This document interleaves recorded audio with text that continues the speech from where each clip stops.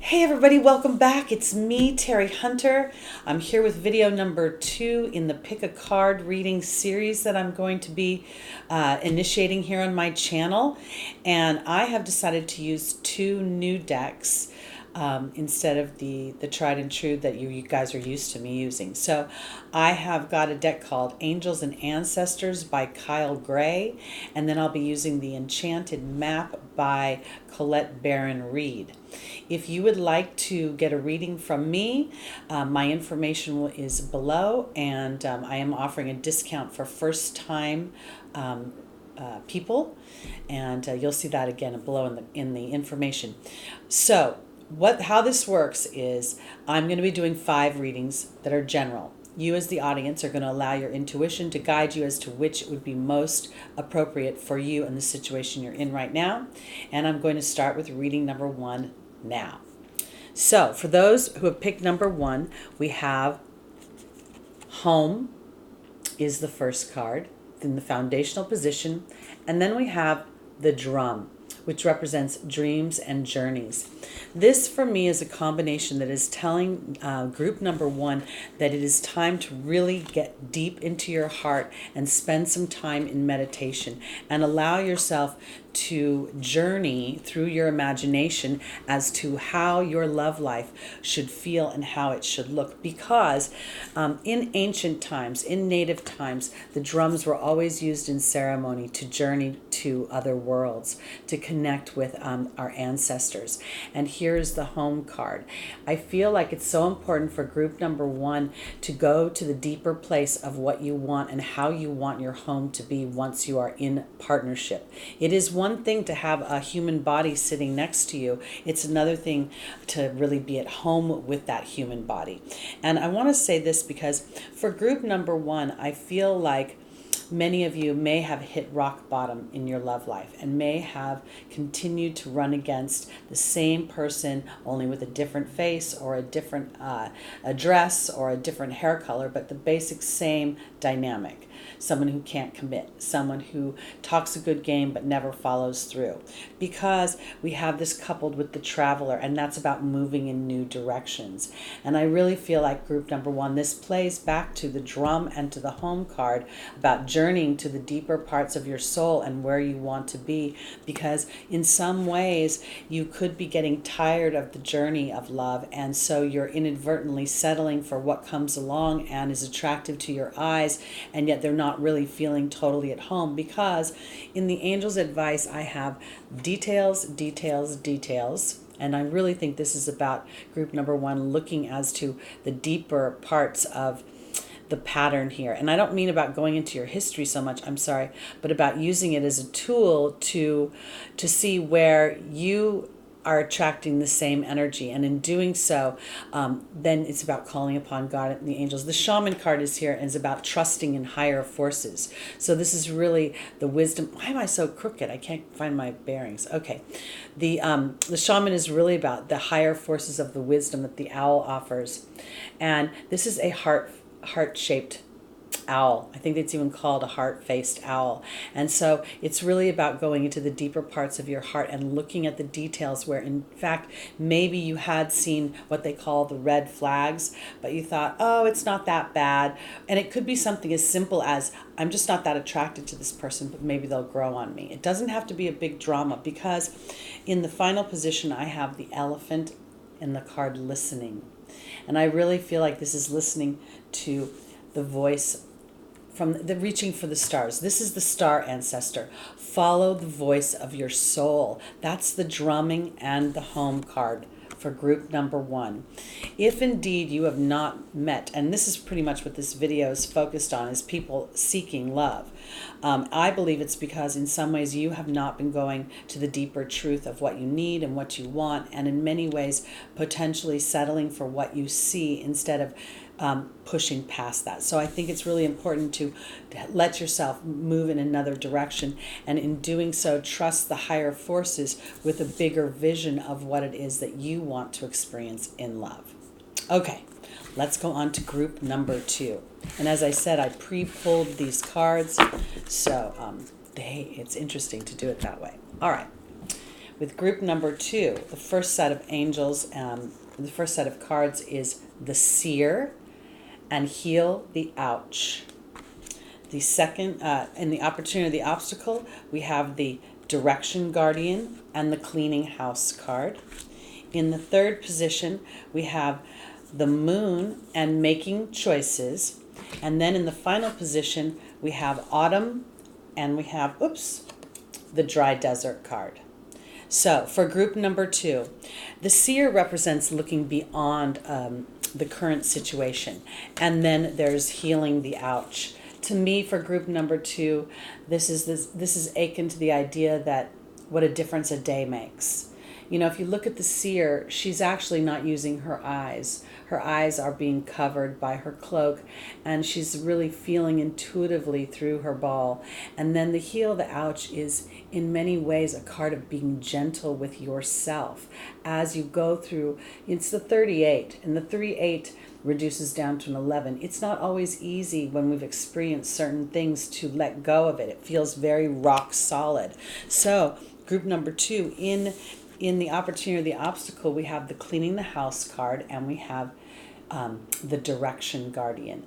I really believe that this is about looking into a new direction, and in doing so, cleaning my emotional house, cleaning the house of where I live. My mind is a house. In dreams, the mind is represented by a house and what goes on in that house.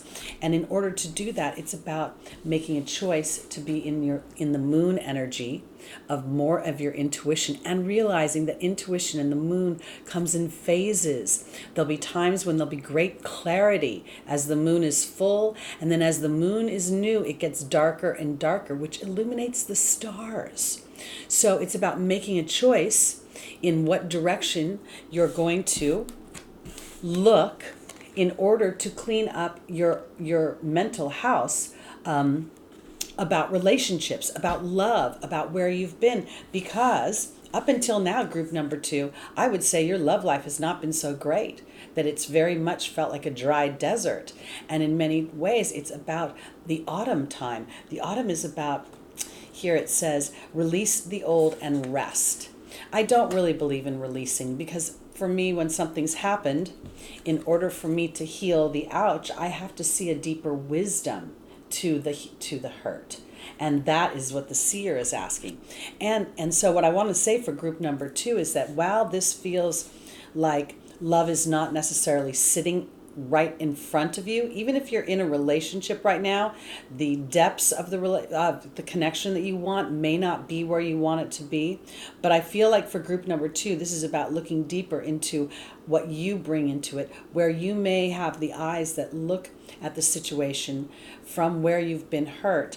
And now it's time to reconcile that so that you can walk out of that desert and into what autumn really represents, which is a time of harvest. But in order to do that, I have to allow myself to make a wisdom of whatever the ouch was. Okay, that's it for group number 2. Let's go on to reading number 3. Our first angel is the Stargazer, and it says, set your sights higher, and then there's the unexpected visitors. That's kind of fun. In our opportunity and our obstacle, we have the Lord, which is taking charge with authority, the Lord. And then we have the deep freeze. Very interesting, because one would indicate action, the other would indicate a pause. They're coming together. For group number 3, in the Angel's Advice, we have the High Priest, intend and create, and then we have the Compass card. And in the final position, representing the potential outcome, we have the Solitude card, and we have the Guardian, the Heart Guardian. Okay, so I want to say this because she represents love and letting yourself be loved. So for group number 3, I want to offer you this. I feel like it's time to truly set your sights higher on your love, in your love life. And it's interesting because this telescope has all the astrological signs on it, and you'll see obviously the stars, and his cloak is covered in stars. This is really heaven helping you, okay? And it is aligned in the stars for you to experience the love you want, and now it's time to expect the unexpected. This is sort of one of those times in, and I want to say this, whenever you are watching this is a moment in time when love may be offered, and it's your job to remember that you deserve it, and to remember that if love is offered and for some reason it is not exactly as you would like it to be, with your sight setting high, then it is time to be of authority, says the Lord, and give it a pause. And not a deep freeze. I don't think this is about icing it. It's about taking charge of remembering what it is you want, and then holding fast to that so that you may assess from the Lord's place. And when I say the Lord, I mean that in the form of a hierarchy, governmental hierarchy at some point in some time. Lord, King, that kind of place, not God. Because it is in the angel's advice, the Lord represents the high priest taking intention that I intend to have the unexpected and amazing love affair in my lifetime. That is what I want. It is written in the stars, and it has been aligned to a certain time and dynamic. And now it's my job to stay to true north and to remember that with the authority of the high priest who creates. He creates with his intention. His intention creates his focus. And the thing that I think for group number 3 that is most important is to be led by your own heart. Now, it's interesting for me because it says the solitude card, but I don't believe this is about being alone. I believe that you may feel alone in following your heart.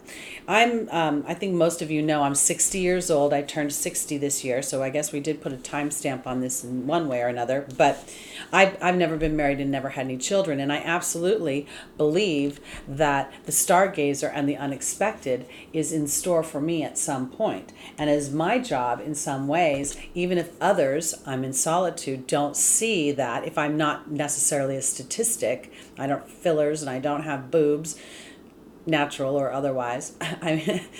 So my point is this: I have to follow my heart and trust that. And I do that because I stay connected to my true north through my willingness to be authoritative while spirit moves circumstances around for that person to come in. So for group number 3, I think this is actually really positive. I think it more is about these readings seem to be more about people who are seeking love versus those that are already in relationship. But this feels very positive. So let's go on to group number 4. Okay. In group number 4, we start off with Guardian Angel. You are not alone. And then we have the Stuck in the Mud card with the elephant. And this really for me is about being stuck in my memories of the past. Then we have Magical Prayer, and we have the Sage. The Sage represents being devoted and committed, and that commitment is to the Magical Prayer. Again, these are love readings. This is about love. This is about drawing love in. And you may believe right now, group number 4, that you ain't seen it. It ain't been around. Every time you get near it, you get stuck in the mud and something is derailed. It's because you've been micromanaging it, and it's about turning it over to your guardian angels now. It's about really knowing you're not alone. And in many ways, the truth of your soul has been saying a magical prayer and been holding space as the sages to that committed and devoted idea of who and what you want to experience. Because here in the Angel's Advice, I have the Moonlit card and I have the Druid. For me, the Druid is very much about holding space. It's not a card of action. It's about holding a higher knowing. And the Moonlight card in this way, while the fairy appears somewhat saddened, which would play to the whole idea of feeling stuck, it's also, again, sometimes our feelings are, the moon is our emotions, and it goes through phases. There'll be the full moon of illumination, and then the various phases as it gets dark into the new moon offering new beginnings. So I feel like this is where you go to group number 4, to your magical prayer and your intention and your commitment to that, your devotion to it. because in the final position, we have the field of dreams, which for me is always where everything works out amazingly. And then we have the oracle. And the oracle is really about divining information. It's about getting information from above. And thus we go back to the first position with the guardian angel and being stuck in the mud. There's a song by Rascal Flatts that's called Bless the Broken Road. And group number 4, I think this is very much for you, because I believe that love is coming to you. And as you stay steadfast in your version of your love, and then allow spirit and your guardian angels to move situations around, and you don't waver, you don't get tired, you don't give in to a pretty face, because it's really fun and it's really pretty and I just want to touch and glab on it. But instead you look at the quality of how the two of you will connect moving forward. And then I believe that you will sit in confidence as you get the information you need to experience your field of dreams. Okay, let's go on to our final reading about love. Where is the love? Our first set of angels is the Peacekeeper and Slow and Steady.